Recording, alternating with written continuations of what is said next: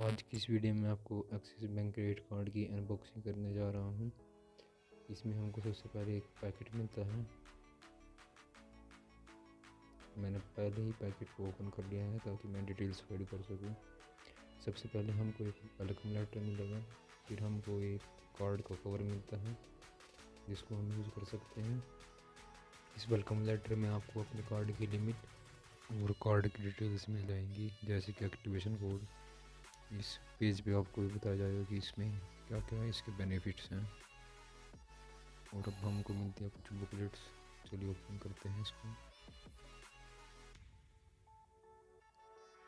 सबसे पहले वही ये क्या इसके फीस चार्जेस वगैरह हैं वो मिलेगा, फिर कार्ड होल्डर एग्रीमेंट।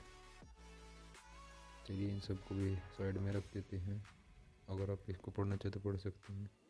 अब आते हैं अपने मेन चीज़ पे, जो हमारा है क्रेडिट कार्ड।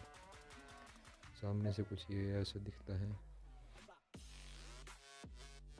ज़्यादा कुछ खास इसमें दिखाने का है नहीं, फिर भी आप देख लीजिए।